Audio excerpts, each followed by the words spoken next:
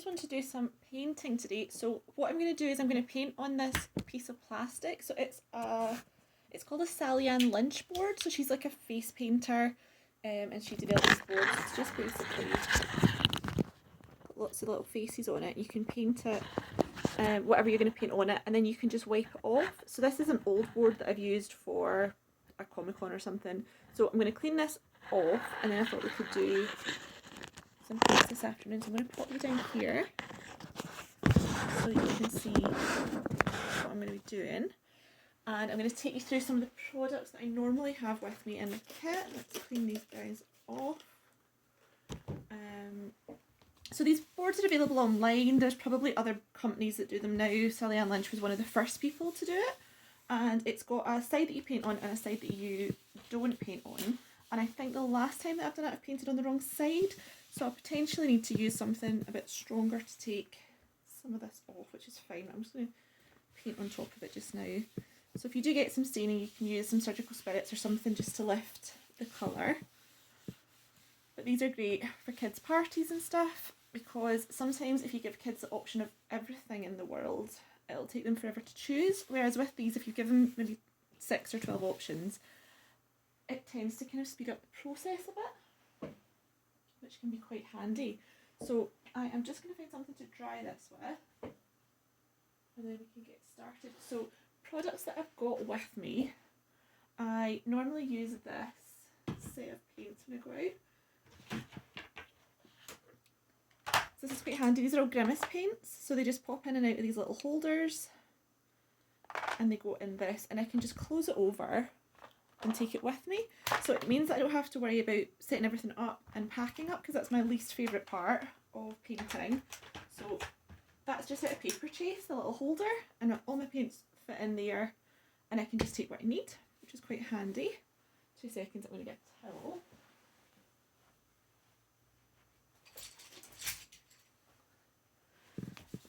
Just to dry that off.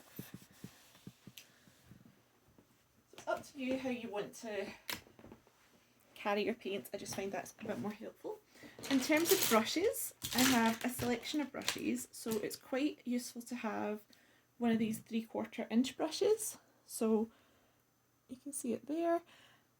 These are used for all of your split cakes, so they fit in. So you either have them that are 1 inch or 3/4 of an inch. So they're really handy. Flat brushes are always good for 1 strokes. I've got some round brushes like this. So your kind of traditional art brush in different sizes. I normally like mine to have a kind of point at the end of them so that you can get nice fine lines. So that's a round brush. You get liner brushes, which have got a long tail on them, and these are really good for doing swirls or lines. They give you like a nice sharp clean line, and depending on how long they are and how dense they are will give you a different sort of line. I've got some tiny little detail brushes. So these ones are from the face painting shop. They've all got pink tails, which is nice, and they're excellent brushes. I've got a couple of them, and that's in a size 1 and a 0, so they're for tiny little details. I've got some flat brushes. They've got a rounded top on them, which are handy, and I've got a petal brush from the face painting shop as well, which is good for petals.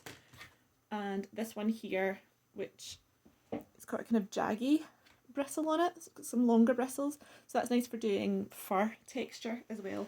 So that's the kind of main set that I need to use. I've got lots of different versions of them, but those are nice and I like them all. The main thing is just to get brushes that you're then comfortable with using. You'll get used to using your own brushes, and you'll kind of know how you work with them, and that tends to be quite handy. So what I thought, first of all, is I'll do a Spiderman, because Spiderman's one of the things that comes up again and again. Kids love a Spiderman, and it's really quite easy to do. So I've always got a big black and a white. They're the colours that you go through the fastest and you use the most. So I don't normally have them in my main palette. I've normally got them separate.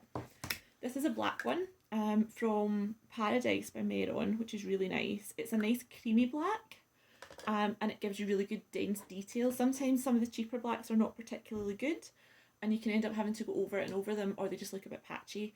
So this one's great for line work. I wouldn't use it if I was doing like loads of black on the face because it's a really strong colour. So if you were using it as a base, I would use maybe like a Snazzy or something that's not quite as dense. But for line work and detail, this one's great. And I've got this white paint. It's from Diamond FX, and it's again a really strong colour. So I wouldn't use it as a base, but it's good for detail and for going on top of things. It's quite a pigmented paint. So my black and my white are over there.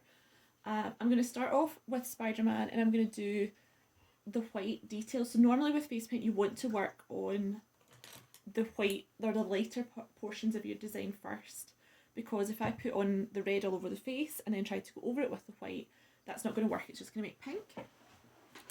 So it's up to you whether you want to do a full face when you're face painting or half a face. Sometimes what I'll do is I'll do half faces because then kids can eat. So if it's going to be like an all day thing, like a Comic-Con or whatever, I think parents prefer for you to do a half face so that the kids can still eat and get messy and they're not going to have to wash the face paint off in order to let them do that. So I'm just going to load my brush. With face paint, it's quite important that you get used to the consistency that you want to work with. I want this quite creamy, almost like a kind of toothpastey texture, and I'm just using this angled brush. You could use a round brush for this, doesn't really matter, and I'm just going to paint in this shape that I want.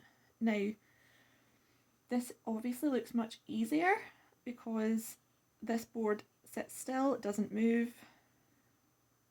So when you're painting on a child's face, it can be a wee bit trickier. What I sometimes do is if I've got a particularly wriggly child or I've got a bit of time pressure, maybe got a big queue, I'll use these sponges. So you get like a baby sponge and you just cut it into 8 pieces, and that gives you this triangle, and what you can do is just stamp and then stamp onto the child's face in that shape. It'll give you that kind of diamondy shape, which can be really handy. So I'm just going to make this fairly even. I'll do a full Spider-Man, I think. So he's just got these kind of these white eyes on him. Okay, and then I'm going to do the red. So again, whatever brush you feel most comfortable with. For the red, I like a big flat brush because I just want to get that red on there, or a sponge. So I'm going to go into my red, really load it up, and I'm just going to make the rest of the face red. With face painting, you have to be fairly quick. The kids are not going to sit there forever. If you've got a queue, you need to get through it. So you probably get 3 or 4 minutes per face, which doesn't sound like a long time, but if you've got the wiggliest child in front of you in the whole world, it is forever. And one of the things that kind of makes the difference between a good face painter and a not so good face painter is all the neatness around the sides. So normally we want nice rounded edges on the side of the face, and it just really finishes off the design. It means it looks good from the front, but it also looks good from the sides. Okay, so I would just go right over the rest of the face. I would normally do this with a sponge, but we'll do it on this with a little brush. Some nice neat edges.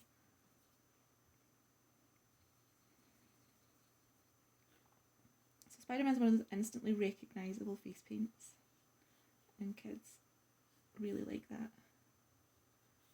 But it is quite a simple design, which is also quite nice.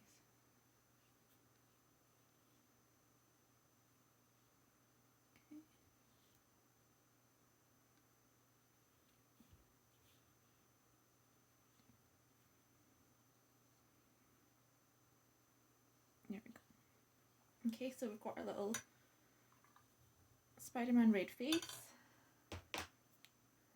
And now I'm going to do the cobwebs. So the cobwebs I'm just going to use black, and I'm going to use one of my liner brushes. The liner brushes are great for this, but they do take a little while of just getting used to them. They can be tricky when you first use them if you're not used to using a brush in this way. It can be fiddly. So I'm going to load it up. Normally what I'll do is I'll spray my black just with a little bit of a water spray, and that kind of keeps it damp. And I'm just going to go in and load this brush up. It really, really helps if you've got good black and a good white. It makes a huge difference. Okay. So I'm going to have one of my cobwebs down the centre. So one from the bottom, one from the top. Okay. And I'm not going to take them right into joining at the middle because I'm going to have a spider there. I'm going to outline the eyepieces. So you can use this in one big fluid line, and you need to work with the liner brush wetter than you would work with other face paints. The liner brush needs to be quite loaded up with some nice liquidy paint in order to get a nice flowing smooth line. If you don't have enough water, what's going to happen is it's just going to clog and it's going to dry up halfway through. It's not going to look very nice. So kind of outline the eye socket. If you've got a really wiggly kid, I wouldn't bother with this. It's just too fiddly. I would just get your lines on for the cobwebs, but if you've got a bit of time or a child that sits well, then you can absolutely do this. I think it finishes off the design, it looks nice. And the main thing with cobwebs is that everything has to come into the centre. So my lines are going to be even, but they're all going to come into this central point.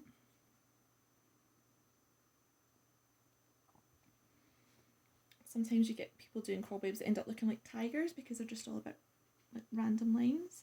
So you want to have your lines all working in, all almost like coming into a central point here, which is where my spider's going to be.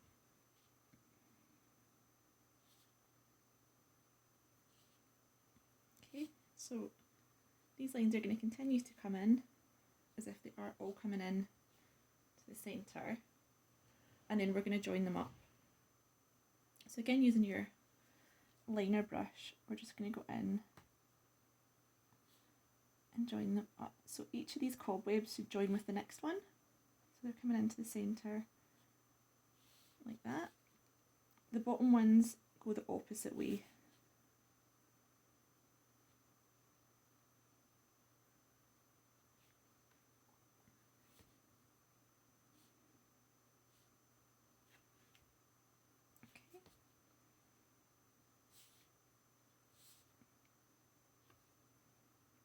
If you need to just keep going back, wetting your brush, that's absolutely fine, you can do that.